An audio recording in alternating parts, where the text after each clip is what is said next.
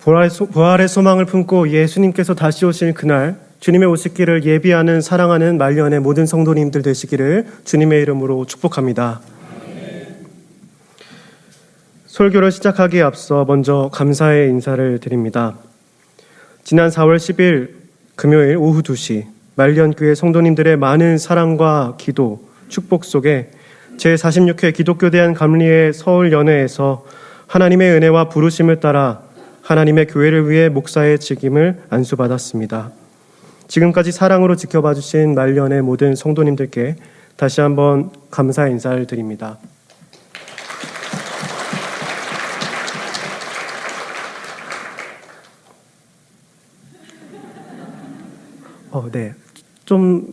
앞에 한 번만 더. 이곳에 있는 모든 사랑하는 성도님들이 다 한 사람의 목사의 직분을 너무나도 귀하게 여기시기에 많은 분들이 목사를 앞두고 제게 소감이 어떤지를 물으셨습니다. 이상하게도 아무런 느낌이 들지 않았었습니다. 그냥 담담했습니다. 그래서 뭐라고 말해야 할지를 몰라서 그냥 아무 이유 없이 웃고 미소 지었던 것 같습니다. 그리고 그렇게 목사 안수까지 받을 것 같았습니다. 그런데 한 가지 고백할 것이 엊그제 목사 안수식 때 엄청 울었습니다.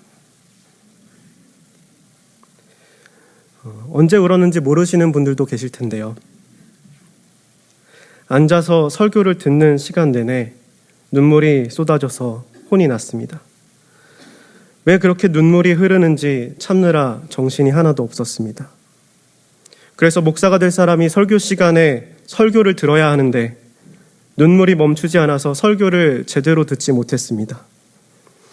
혹시 여러분 중에 그날 어떤 말씀을 하셨는지 기억나시는 분이 계시면 제게 알려주시면 감사하겠습니다. 눈물 흘리며 제 머릿속에 한 가지 남는 말씀이 있습니다. 그것은 내가 거룩하니 너도 거룩해라 였습니다. 저는 그때 하나님이 나는 할 수 없는 일인데 거룩하라고 하시니 나 자신이 부족해서 억울해서 울었는지 이런 부족한 나를 그럼에도 불구하고 쓰시겠다고 거룩하게 하실 그분의 은혜 때문에 감사해서 울었는지 아직도 모르겠습니다. 지금 한 가지 아는 것은 이 기억들이 목사의 임직을 맡기며 하나님이 제게 주신 감동과 말씀이라는 것을 압니다. 그리고 신기하게도 참 하나님의 은혜였던 것은 앉아있을 때는 그렇게 울었는데 앞에 나가니까 울음이 뚝 그쳤습니다. 오늘도 하나님이 이와 같은 은혜를 제게 주셨으면 좋겠습니다. 그래서 오늘 하나님께서 제게 단위에서 선포하라고 하신 하나님의 말씀을 온전히 선포하는 주님의 종이 되기를 원합니다. 이제 김한규 담임 목사님께서 꼭 자기소개를 하라고 하셨기에 마지막으로 잠시 저희 가족 소개까지만 하고 설교를 시작하겠습니다. 저는 지금 두 아이의 아빠이자 사랑하는 아내를 둔 남편입니다. 처음 말년교회에서 전도사의 사역을 시작했을 때에 2020년 2월 첫째 딸 하린이가 2살이었습니다. 그런데 벌써 하린이가 올해 초등학교에 입학했습니다. 하린이는 얼마 전까지만 해도 예술가가 꿈이라고 했는데 어제 목사 안수를 받는 제게 편지로 이렇게 써주었습니다. 저도 아빠처럼 말씀을 잘하는 사람이 되면 좋겠어요. 둘째 하람이는 2021년 말년교회에서 태어났습니다. 이제 6살이어서 기특하게도 글자를 아직은 막 삐뚤삐뚤 쓰긴 하지만 두 문장이나 제게 편지를 써주었습니다. 아빠, 목사 된 거 축하해요. 사랑해요. 박하람. 언제 이렇게 자랐는지 정말 하나님의 큰 은혜입니다. 그리고 마지막으로 하나님 나라를 위해서 늘 묵묵히 사랑과 기도로 돕는 아내이자 두 아이의 엄마인 박한나 성도입니다. 제일 긴 장문의 편지를 제게 써주었습니다. 아내는 엊그제 제 목사 안수식을 끝나고 긴장을 너무나 했는지 몸살이 났습니다.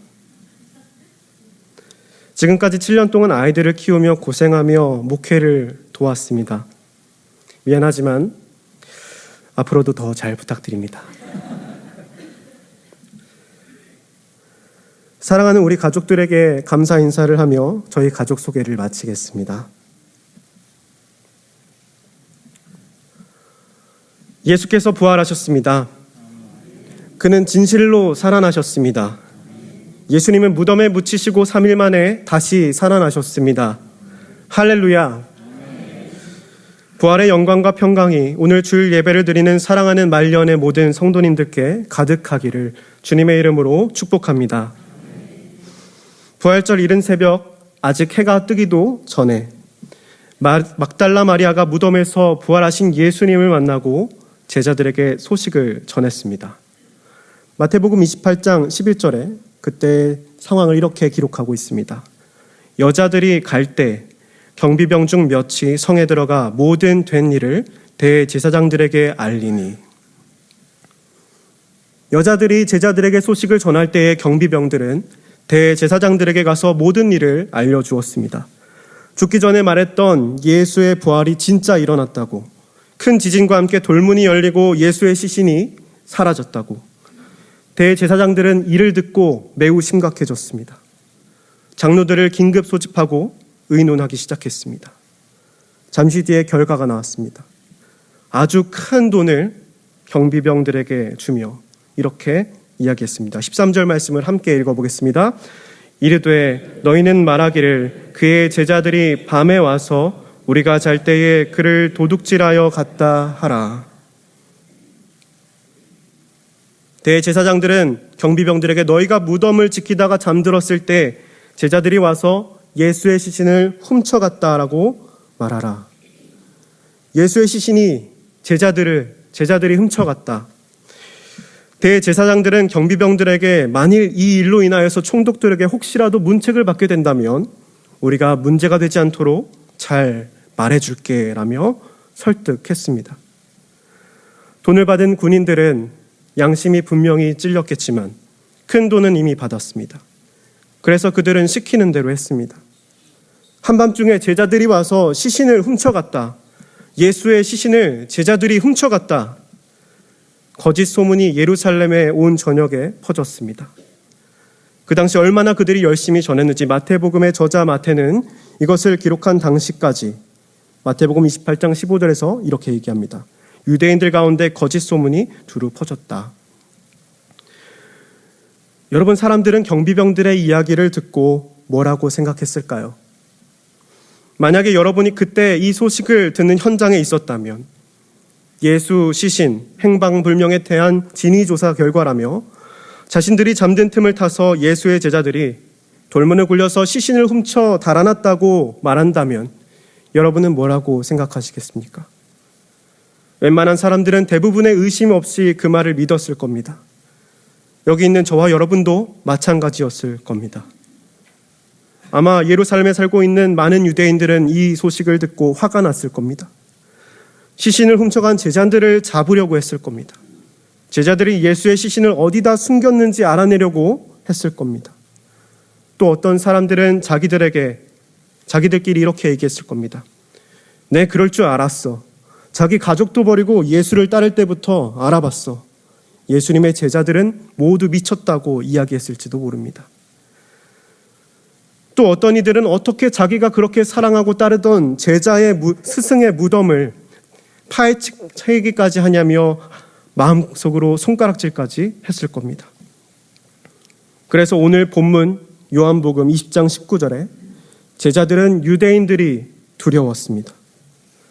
막달라 마리아에게 예수님의 부활 소식을 전해 들었지만 지금 예루살렘의 분위기는 온통 대제사장들이 퍼뜨린 거짓 소문으로 가득 차 있었습니다. 그래서 그날 밤 제자들은 한 곳에 모여 숨죽인 채 두려워하며 모든 문들을 다 닫고 있었습니다. 많은 유대인들과 경비병들이 예수의 시신을 훔쳐간 제자들을 찾고 있었을 때에 제자들은 자신들이 예수의 시신을 훔쳐가지 않았음에도 불구하고 숨어 있었습니다. 왜 그랬을까요? 자신들도 잡혀갈까 봐 그랬습니다. 거짓 소문이라는 것을 알았지만 지금 잡혀가면 여러 가지 거짓 누명을 씌우고 제자들도 예수님처럼 엄한 처벌을 받을 것이 분명했기 때문입니다. 죽음의 두려움이 그들을 덮었습니다. 제자들에게 부활에 대한 믿음은 없었습니다. 그런 제자들 가운데 예수님이 오셨습니다. 너희에게 평강이 있을지어다. 예수님은 제자들에게 평강을 전하셨습니다. 그리고 손과 옆구리를 보여주시며 말씀하셨습니다. 보고 믿으라. 못자국 난 손과 창과 옆구리를 보니 분명히 십자가에서 죽으신 예수님이었습니다. 그제서야 제자들은 진실을 보았습니다. 거짓으로 가득 차 있는 세상 속에서 경비병들이 자신들을 찾게 되면 예수님처럼 죽게 될까 봐 벌벌 떨고 있었는데 십자가에 달릴 때 얻은 손과 예수님의 그 옆구리에 난 상처를 보았습니다. 진실로 예수께서 부활하셨다는 것을 본 것입니다. 막달라가 전해준 소식이 진짜였구나. 진짜 부활이 있구나. 예수님이 살아나셨구나. 죽어도 다시 살 수 있구나. 그럼 우리도 예수님을 믿으면 다시 살 수 있겠네. 제자들에게 믿음이 차올랐습니다. 그래서 제자들은 위기 속에 있었지만 이제 제자들은 기뻐하지 않을 수 없었습니다. 할렐루야. 아멘. 진실로 예수께서 살아나셨습니다. 부활은 우리를 기쁘게 합니다.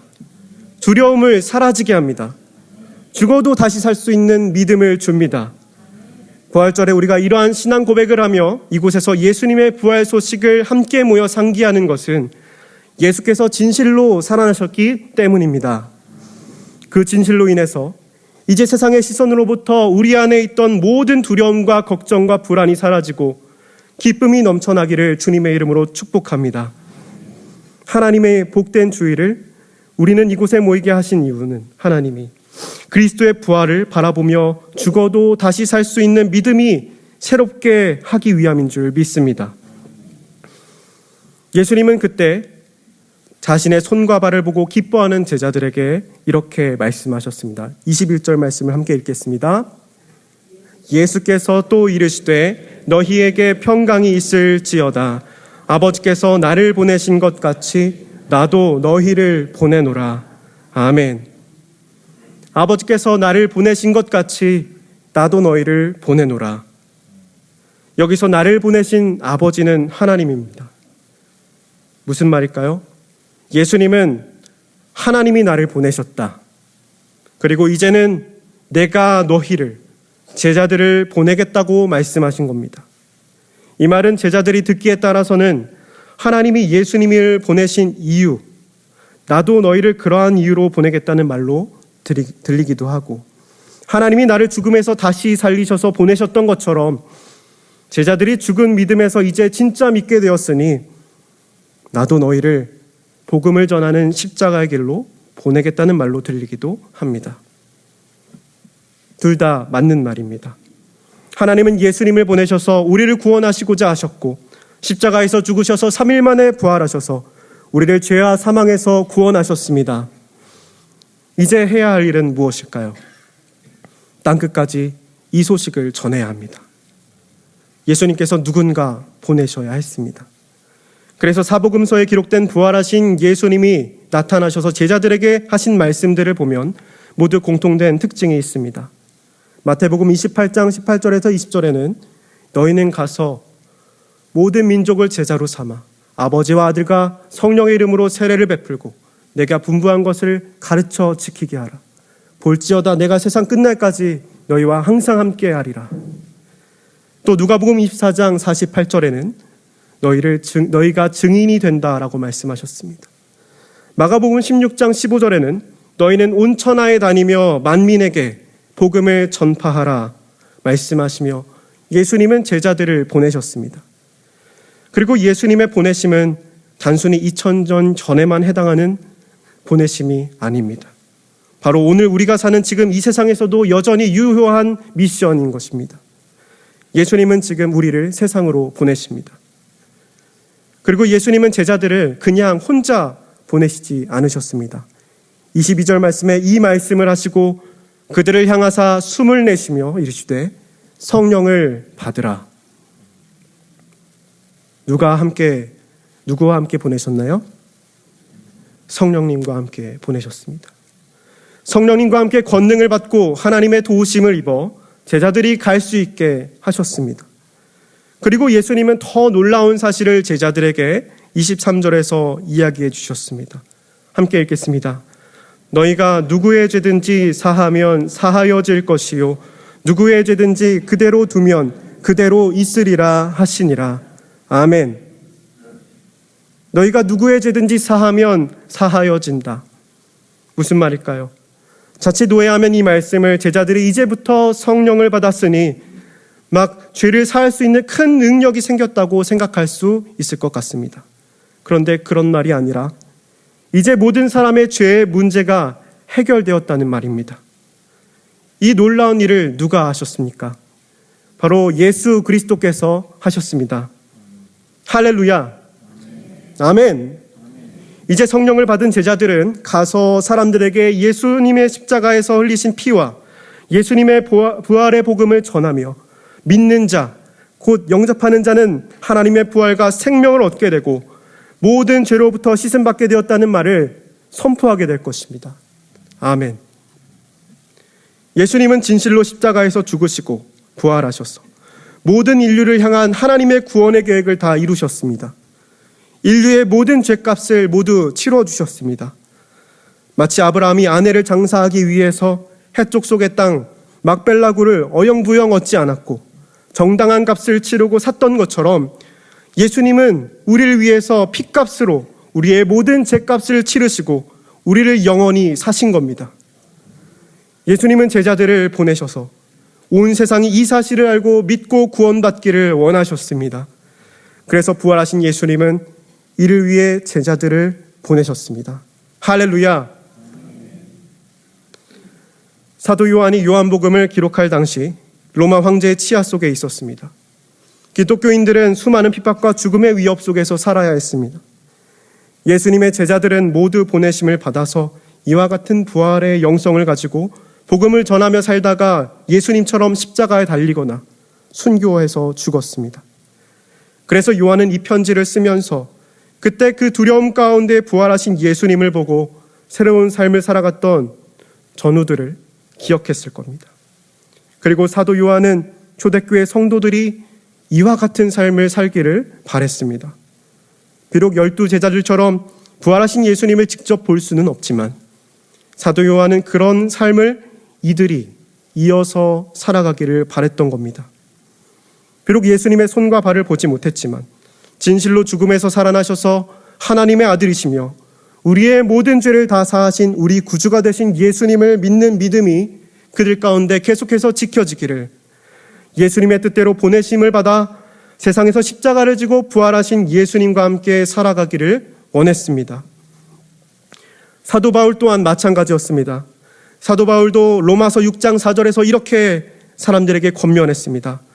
그러므로 우리가 그의 죽으심과 합하여 세례를 받음으로 그와 함께 장사되었나니 이는 아버지의 영광으로 말미암아 그리스도를 죽은 자 가운데서 살리심과 같이 우리로 또한 새 생명 가운데서 행하게 하려 함이라.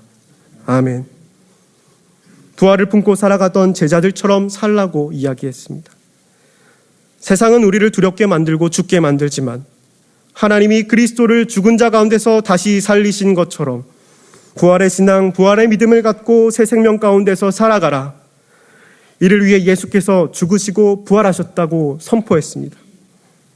또 오늘날 미국의 신학자이자 예배학의 권위자였던 로버트 E. 웨버 박사는 그의 책 교회력에 따른 예배와 설교에서 제자들이 살아갔던 부활의 삶은 오늘도 이와 같이 하는 자들에게 경험한다고 이야기합니다.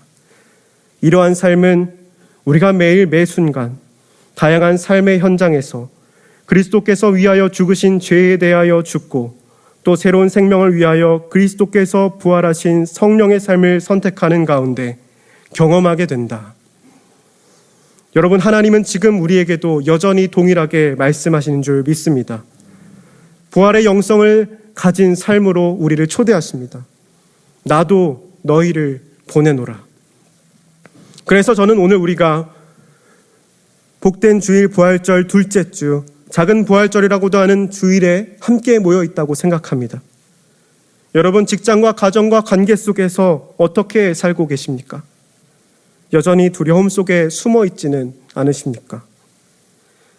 세상의 시선 때문에 믿음을 숨기고 있지는 않으십니까?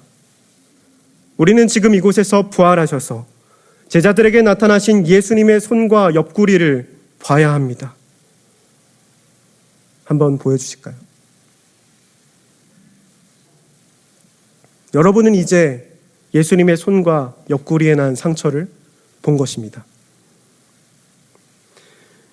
두려움 속의 제자들이 예수님의 손과 발을 보게 된 것처럼 섭섭함으로 나는 꼭 보고야 말고야 믿겠다던 도마처럼 여러분, 지금 우리는 보고 있습니다.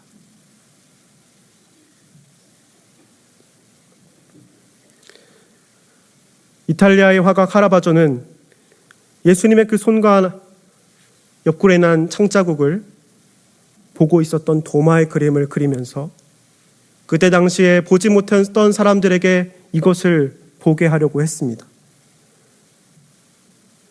혹시 여러분 이 중에 이것으로 나는 아직 충분하지 않다고 생각하는 분이 계신다면 여러분 기도하시길 바랍니다. 구하시길 바랍니다. 구하라, 그리하면 너희에게 주실 것이요. 찾으라, 그러면 찾아낼 것이요. 두드리라, 그러면 너희에게 열릴 것이니 구하는 이마다 받을 것이요. 찾는 이는 찾아낼 것이요. 두드리는 이에게는 열릴 것이니라. 아멘. 지금 실제로 우리는 예수님의 손과 발을, 예수님의 옆구리를 볼 수 없지만 우리는 볼 수 있습니다. 나는 죽고 살아가는 제자들을 통해서 볼 수 있습니다. 하나님의 말씀과 예배를 통해서 볼 수 있습니다.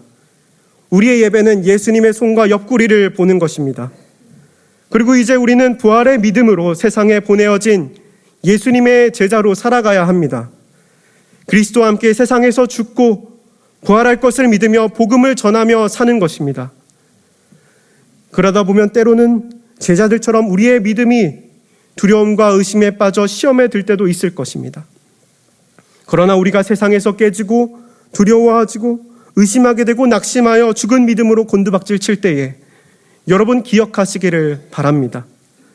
그럼에도 불구하고 우리가 매주 함께 모이면, 함께 모여 주일에 예배하면 다시 주님의 손과 옆구리를 바라보고 우리 가운데 부활의 기쁨이 차오를 것입니다. 하나님이 예수님을 다시 살리셔서 보내신 것처럼 우리는 죽은 믿음이 다시 살아나는 놀라운 신비를 경험할 것입니다. 세상에 예수님의 제자로 살아가는 우리 자신을 보게 될 것입니다. 여러분, 예수님은 지금도 우리를 세상에 보내십니다. 할렐루야. 부활절 제2주, 주님의 손과 옆구리를 바라보는 사랑하는 모든 성도님들에게 나도 너희를 보내노라 말씀하신 예수님의 이 한 말씀이 여기 이 말씀을 듣고 부활의 평강과 은총으로 세상 가운데 살아가기를 다짐하는 많은 알련의 모든 성도님들께 하나님의 은혜가 함께 하시기를 간절히 주님의 이름으로 축복합니다. 기도하겠습니다.